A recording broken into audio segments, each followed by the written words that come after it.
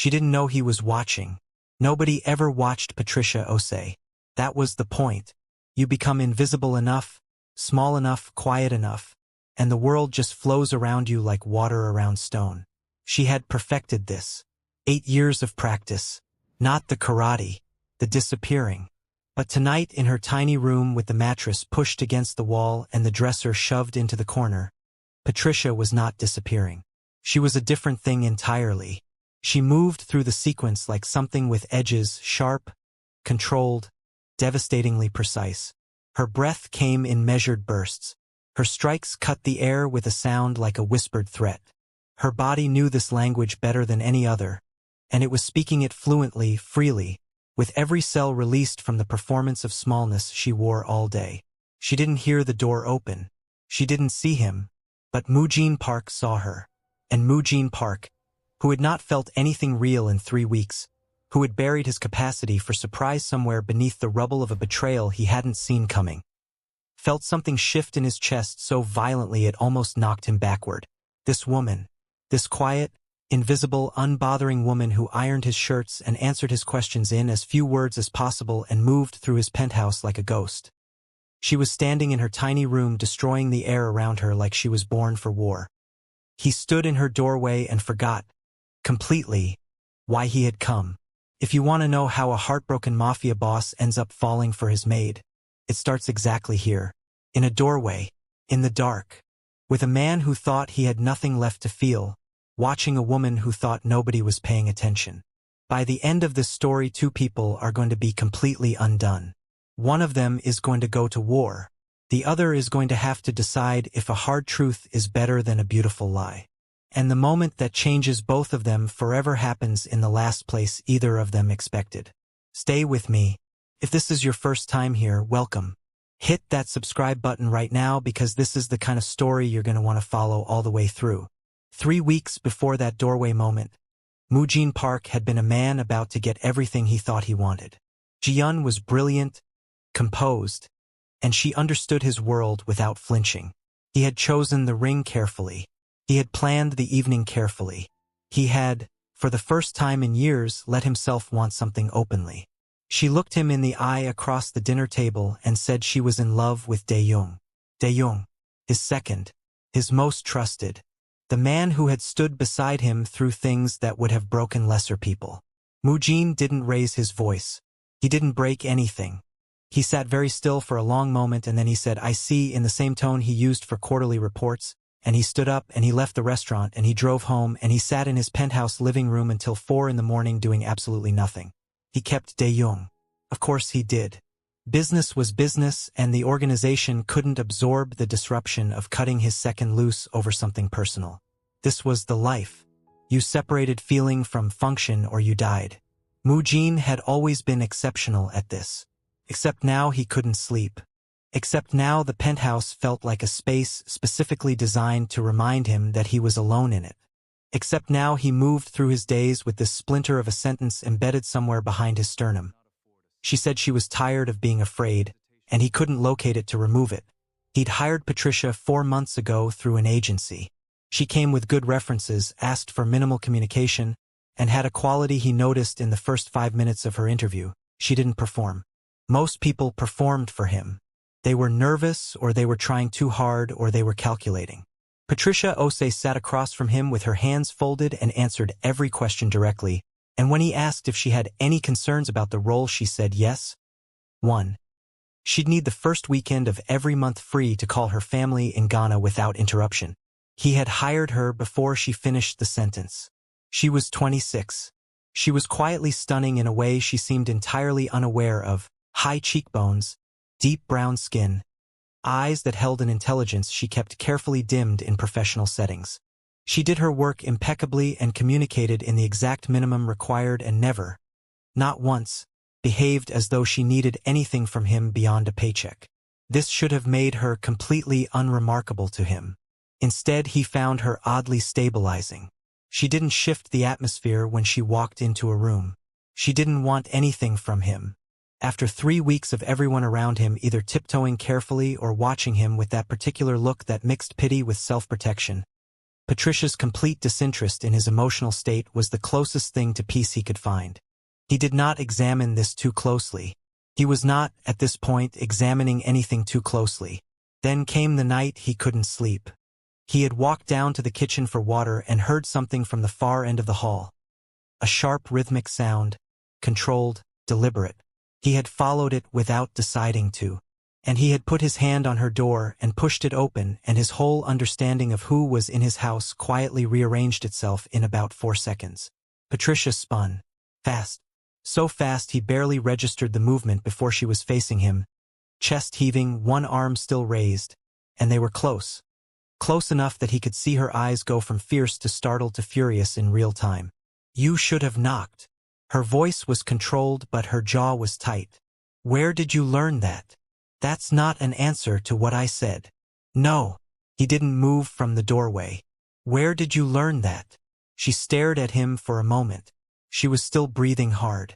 She was wearing an old t-shirt and training shorts, and her hair was tied back, and she looked. He stopped that thought before it finished. "Ghana. I trained for 8 years. She crossed her arms. "I'll keep the noise down. It won't happen again. I'm not here about the noise." "Then what are you here about?" He looked at the cleared floor. The furniture pushed aside. The careful discipline of a practice space made from almost nothing.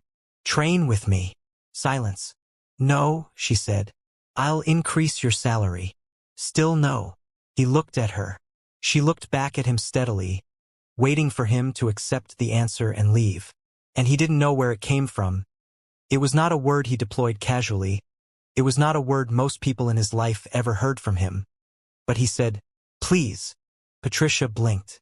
The please landed between them like something fragile and unexpected. She looked at his face then. Really looked. Past the composure and the authority and the coldness she had learned was his default. She looked at the red in his eyes that wasn't anger and the set of his mouth that was trying very hard to be neutral and failing slightly. And she understood without being told that this man was barely keeping himself together. She exhaled. "1 session," she said. "Just to see." He nodded once. "Tomorrow night." He left. She stood in her cleared floor for a moment and told herself this was just professional. He was her employer. This was a reasonable, unusual request, and she was accommodating it once, and that was the end of it. She was wrong. But she didn't know that yet. The next evening he came to her door at 10, and they used the space she had already cleared, and she very quickly discovered that Moo-jin Park had clearly trained before. His form was technically strong, his instincts were sharp, his physicality was precise. But he fought like every strike was a statement, like he was trying to prove something to someone who wasn't in the room. She watched him for a while. Then she said, "Stop." He stopped, looked at her. "You're telegraphing. Your left shoulder drops before every right strike. A beat. You're doing it to your opponent." He said it flatly. "You're doing it to the air," she said. "Imagine what you're doing to an actual opponent." Nobody had said anything like that to him in a very long time. She could see it on his face. Not offense, but something closer to shock, like a reflex he'd forgotten he had. "Again," he said. "They went again." She corrected him twice more. He stopped arguing and started adjusting. By the end of 40 minutes they were both breathing hard, and the air in the room had changed in a way neither of them was ready to acknowledge. He came back the next night. He didn't ask. He just knocked at 10. She opened the door. They trained. This became the pattern. No discussion. No negotiation. 10 o'clock. An hour. And gradually, without either of them planning it, conversations started filling the edges of the training. Small ones at first. She mentioned her brother's university exams. He mentioned a problem with a shipment without giving her any details. She asked how long he trained. He asked what made her start. Nothing revelatory. Just the ordinary texture of two people learning each other in the low-pressure space that physical training creates. His staff noticed. Of course they did. Moo-jin's household staff had a social ecosystem like any other, and a new dynamic between the boss and the maid was not something that escaped attention. Most of them kept their observations to themselves. Most of them. Dae-young visited the penthouse for a briefing on a Thursday afternoon and stayed for dinner, which he did sometimes when business ran long. He was smooth and careful and gave nothing away. But on his way out he passed the hallway near Patricia's room and paused for just a second, listening to the sound of movement behind the door, and something moved behind his eyes. On Friday morning Patricia found a note under her door. She read it standing in her room with the door closed, phone in one hand. She had photographed it and translated it already. 7 words. Clean script. You don't belong here. Leave before you regret it. She stood with it for a long time. Then she folded it and put it in her dresser drawer and went to make breakfast. She was not going to tell him. She could not afford to create an incident. She could not afford to lose this job. Her mother's medical bills were not theoretical. They arrived every month with a number that made her jaw clench. Her brother was a semester from finishing. She had built something stable here out of nothing, and she was not going to let a piece of paper knock it over. She went about her day. She smiled at the right times. She answered in the minimum required words. But that evening during training Moo-jin watched her for about 10 minutes and then said, "Something happened." "I'm fine." "That's not what I said." She kept moving. "I'm fine." He caught her wrist. Gently. Just stopped her. And she looked up at him and he was looking at her with an expression she didn't have a word for. Focused and careful and very, very direct. Patricia. Just her name. Low and deliberate like he'd been saving it. She felt the careful architecture she maintained every day develop a hairline crack somewhere. "I'm fine," she said, quieter this time. He let go of her wrist. He didn't push further. But he didn't believe her either, and they both knew it. That night he pulled the security footage. He found it in under 2 minutes. He watched Dae-young's frame move quietly down the hallway at 3 a.m. Stop at her door, bend slightly, and slip something underneath. He watched him stand there for a moment, head slightly tilted, and then walk away. Moo-jin watched this 45-second clip 3 times. Then he sat back in his chair and the temperature of the room seemed to drop several degrees. Now listen. If you have been betrayed by someone you trusted, if you have ever looked at a person you vouched for and realized they were moving against you quietly while smiling to your face, you know exactly what settled over Moo-jin Park in that moment. It is not hot anger. It is something colder and more total. It is the feeling of a locked door you thought was protecting you turning out to be a door you were locked inside. He called Dae-young at 11 that night. Said he needed him at the penthouse first thing in the morning. Dae-young said of course. No hesitation. The smoothness of a man who thought he hadn't been caught.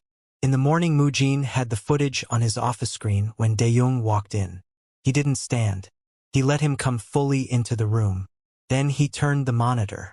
Dae-young looked at it for a long moment. Then he looked at Moo-jin. And he made the worst decision he could have made, which was to smile, just slightly, and say, "You're losing focus over a maid. The men are already talking. She's a distraction you can't afford." Moo-jin stood up slowly. The room went very quiet. "She has a name," Moo-jin said. "What happened after that is not the point of this story. What's important is that Dae-young did not come to work the following week. And the week after that he was no longer second. Someone else filled the position. The transition was seamless, the way all things are seamless when they are handled by someone who has been doing this for a very long time. Patricia found out the way she found out most things, from the corners of other people's conversations. She was carrying linens past the kitchen and 2 of the household staff went quiet mid-sentence when they saw her and she caught just enough. The note, Dae-young, the boss pulled the footage at midnight, to understand the shape of what had happened. She set the linens down. She found Moo-jin on the rooftop in the early evening. Suit jacket gone. Sleeves rolled. A glass of something he hadn't touched sitting on the railing beside him. Seoul spread below them in every direction. A glittering, indifferent grid of light. He heard her come up and didn't turn. She stood beside him. Neither of them spoke for almost a minute. Then, "You didn't have to do that." "I know," he said. "Moo-jin." She almost never said his name. She watched him register it. "Why did you?" He was quiet for a moment. She thought he might deflect. He didn't. "Because you stayed when you should have left." His voice was even. "Because you corrected my form when everyone else just lets me win. Because you are the only person in this building who looks me in the eye and says what is true." A pause. And because you deserved someone in your corner for once. Patricia looked out at the city. Her throat was tight. My mother says the bravest thing a person can do is let someone see them. She paused. She's been sick for 14 months. I wire money home every month. My brother is 1 semester from his degree. I'm here because I have no margin for anything to go wrong. She said it without performance, without self-pity. Just the facts of her life laid out plainly. I practice at night because it's the only hour that's completely mine. He turned to look at her. Then I'm sorry I walked into it, he said. She almost smiled. You're not. He almost smiled back. No, I'm not. The city hummed below them.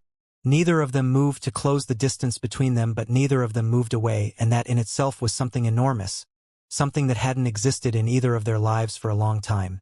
The simple safety of standing next to a person and not needing to perform anything at all. Subscribe and hit the notification bell because what comes next is the part of the story that is going to break you in the best possible way, and you do not want to miss it. 3 weeks passed. Good weeks. The quiet, warming kind that accumulate without announcement. Training every night at 10.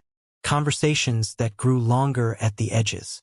One evening she caught him watching a video on his phone of a traditional Ghanaian dance she recognized from childhood, and she sat down next to him without asking permission and said, "Who showed you this?" And he said, "You mentioned your hometown and I was curious."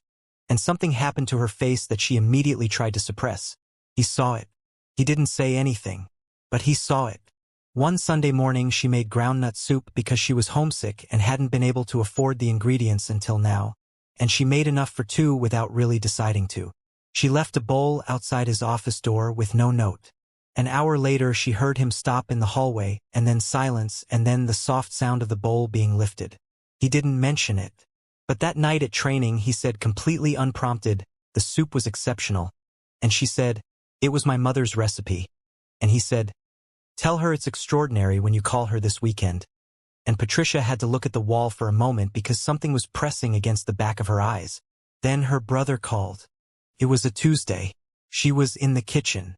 She stepped into her room and closed the door, and her brother Kwame, 22, Ernest, the person she worked every day to protect, sounded different on the phone. Compressed.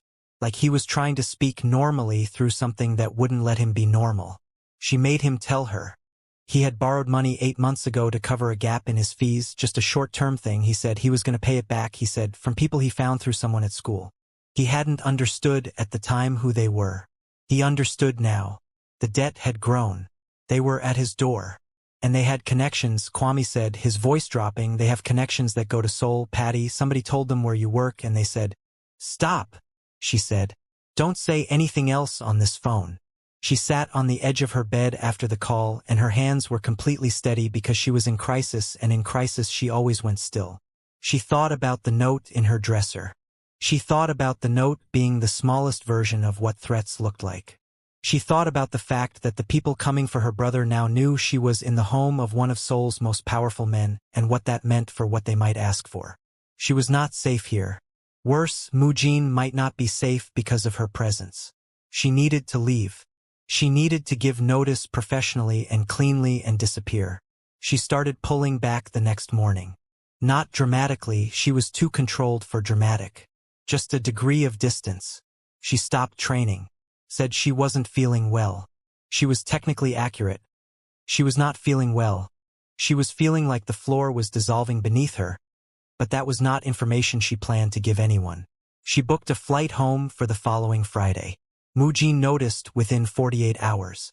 He didn't address it immediately. He waited. He was a patient man by necessity, and he understood that not every withdrawal needed to be chased. But by the third day something in him was no longer willing to pretend it wasn't happening. He found her in the hallway on a Wednesday evening, heading back to her room, and he simply positioned himself so that she would have to stop. Not aggressively. Not with any threat in it. Just present. Unavoidable. The way he could be when he chose. She stopped. Looked at him. "What happened?" he said. "Nothing. I've just been tired." "Patricia." She closed her eyes briefly. When she opened them he was still there, still looking at her with that expression that she had come to understand meant he was not going anywhere. I need to tell you something, she said. She told him. All of it. Kwame and the money and the debt and the collectors and the connection to Seoul and the flight she had booked for Friday. She told him with her arms crossed and her voice level because that was the only way she knew how to give people terrible information. Organized and clean so they couldn't use the emotion against her later. When she finished, he was quiet. Cancel the flight, he said. Moo-jin. Cancel it. Not a command. Something softer than that and more immovable. Let me handle this. This is not your problem to handle. I'm not your... She stopped. You're not my what? His voice was careful. She shook her head. I don't want to owe you anything I can't pay back. It's not a transaction. Everything is a transaction in your world. He looked at her for a long moment. Then he said quietly, not this. Not with you. It has never been a transaction with you. The hallway was very still. If I let you do this, she said slowly, and something goes wrong, nothing will go wrong. You can't promise that. I can, he said. I am. Patricia looked at him. At this man who ran something cold and enormous and dangerous, who had stood in her doorway one night and watched her like she was the first real thing he'd seen in months, who had said please in a voice that cracked something open in her, who had pulled security footage at midnight and dismantled his own second-in-command because someone put a threatening note under her door. Okay, she said, very quietly. Okay, he said. Now hit that like button because what this man does next is going to make you feel something, and then keep watching because we are not done yet. He handled it in 3 days. She didn't ask for the details. He didn't offer them. But Kwame called on Thursday night sounding like a person who had just put a weight down. The debt was gone. The collectors had communicated very clearly that the matter was closed. The people he had borrowed from would not be approaching him again. He was shaken and grateful and confused. She told him to finish his semester. She told him she loved him. She told him not to borrow from strangers. After the call, she sat in her room for a long time. Then she went to find Moo-jin. He was in his study, standing at the window, jacket off. The city was dark outside. He turned when she came in. She stood in the doorway of his study, and it occurred to her, in a stray clear thought, that they had traded doorways, she and this man. That this story had started in her doorway and was now playing out in his. And something about that felt like a language neither of them had spoken aloud yet, but both of them understood. My brother is okay, she said. Good. You didn't have to do that. We've had this conversation, he said. Moo-jin. She stepped into the room. I need to ask you something and I need you to answer me honestly. He waited. Can you ever leave this? What you run? Can you walk away from it? A long silence. Not yet, he said. Will you ever be able to? He looked at her. And she watched him actually think about it. Not deflect, not perform confidence, actually sit with the weight of the question like it deserved. I don't know, he said. But you are the first reason I have wanted to try. Patricia crossed her arms. Not defensively. More like she was holding something in. I've been given beautiful answers before, she said. By people who meant them when they said them and then didn't. I know. I am not interested in beautiful answers. I know that too. He moved toward her, slowly, and stopped about a foot away. I'm not giving you a beautiful answer. I'm giving you the only honest one I have. I don't know if I can leave. I know that every time I walk into a room you're in, something in me that has been very quiet for a long time becomes less quiet. I know that the hour every night when we train is the only hour I don't feel like a man managing damage. I know that you are the first person in years who has told me a hard truth when a comfortable one was available. He paused. I know I would like more of that, significantly more. For a long time, Patricia looked at him, at the careful honesty of it, at the way he was giving her the real thing even though the real thing was complicated and uncertain and came wrapped in a life that would not be easy to love alongside. She had spent 8 years becoming invisible. She had spent 14 months being the person who handled everything alone. She was tired of the weight of being unseen. She was tired of the performance of needing nothing. She reached up and put her hand against his face. He went still. She felt his jaw tighten and then release. His eyes closed for just a second like she had given him something back that he thought was permanently gone. My mother is going to have questions, she said softly. He opened his eyes. Something crossed his face that was not quite a smile but was the closest she had ever seen him get. Tell her I'm working on the answers. Patricia let out a small breath of something that was part laugh, part release, part the specific feeling of a person setting down a very long-carried thing. She didn't move her hand. He reached up and covered it with his own. The city glittered below. Seoul at night, indifferent and spectacular, completely unaware that two broken careful people were standing in a study in a penthouse finding their way back to something that felt like warmth. 2 months later, on the first Sunday of the month, Moo-jin sat beside Patricia on the couch while she made her family call. He had been told this was her time. He kept his distance. But she had not told him to leave the room, and so he stayed, quiet, reading. Kwame answered first and immediately asked, "Is that the boss, Patty?" And Patricia said, "Yes, say hello," and Moo-jin said, "Hello, Kwame," in careful Twi that he had been practicing for 2 weeks, and there was a shriek from the other end and then laughter, and Patricia covered her mouth and looked at him with an expression that he decided, quietly, privately, he would spend a considerable amount of time ensuring she kept. Her mother came on the line a few minutes later. Her voice was warm and a little tired and entirely recognizable as the origin of Patricia's dignity. She asked after Patricia's health. She asked about the soup. Apparently Kwame had told her about the soup. Then she said, "Let me speak to him." Patricia looked at Moo-jin. He straightened slightly. Patricia held out the phone. He took it. "Hello, Ma."